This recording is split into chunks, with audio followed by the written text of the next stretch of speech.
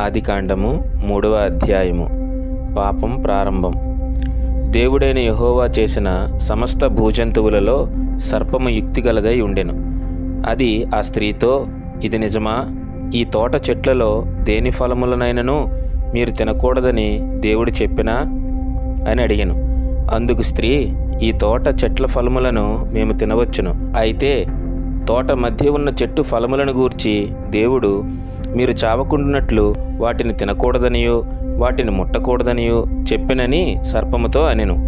అందుకు సర్పము, మీరు చావనే చావరు, ఏలయనగా మీరు వాటిని తినిదినమున మీ కన్నులు తెరవబడుననియో మీరు మంచి చెడ్డలను ఎరిగిన వారే దేవతల వలె ఉందురనియో దేవునికి తెలియనని స్త్రీతో చెప్పగా, స్త్రీ ఆ వృక్షము ఆహారమునకు మంచిదియో కన్నులకు అందమైనదియో వివేకమిచ్చు రమ్యమైనదియు నై ఉండుట చూచినప్పుడు ఆమె దాని ఫలములలో కొన్ని తీసుకొని తిని తనతో పాటు తన భర్తకును ఇచ్చెను.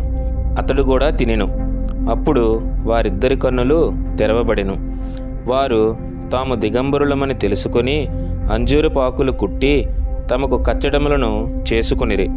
చల్లపూటను ఆదామును అతని భార్యయు తోటలో సంచరించుచున్న దేవుడైన యెహోవా స్వరమును విని దేవుడైన యెహోవా ఎదుటికి రాకుండా తోట చెట్ల మధ్యను దాగుకొనగా దేవుడైన యెహోవా ఆదామును పిలిచి, నీవెక్కడున్నావు అనెను.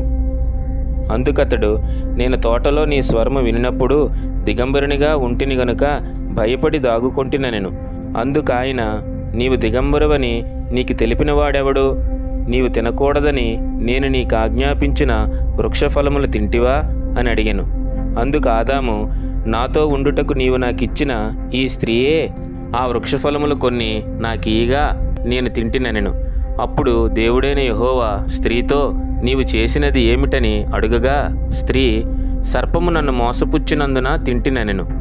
అందుకు దేవుడైన యెహోవా సర్పముతో, నీవు దీన్ని చేసినందున పశువులన్నింటిలోనూ భూజంతువులన్నిటిలోనూ నీవు శపించబడిన దానివై నీ కడుపుతో ప్రాకుచు నీవు బ్రతుకు దినములన్నీ మన్ను తిందువు. మరియు నీకును స్త్రీకిని నీ సంతానమునకును ఆమె సంతానమునకును వైరము కలుగజేసెదను. అది నిన్ను తల మీద కొట్టును, నీవు దానిని మడిమ మీద కొట్టుదువని చెప్పెను.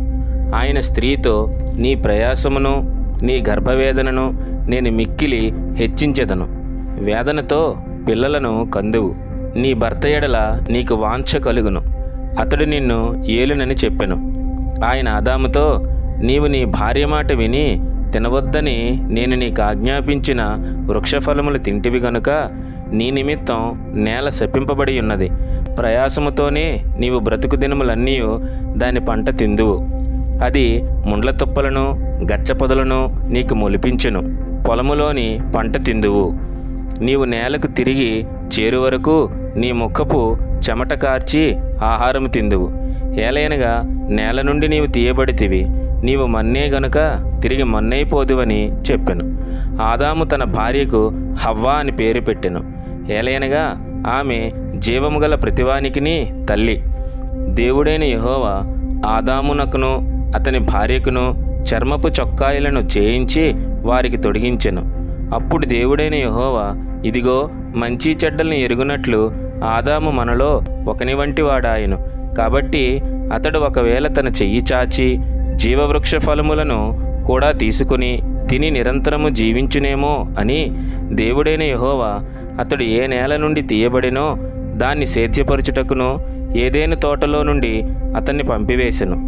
అప్పుడు ఆయన ఆదామును వెళ్ళగొట్టి ఏదేను తోటకు తూర్పు దిక్కున కెరూబులను జీవవృక్షమునకు పోవు మార్గమును కాచుటకు ఇటూ అటూ తిరుగుచున్న ఖడ్గజ్వాలను నిలవబెట్టెను.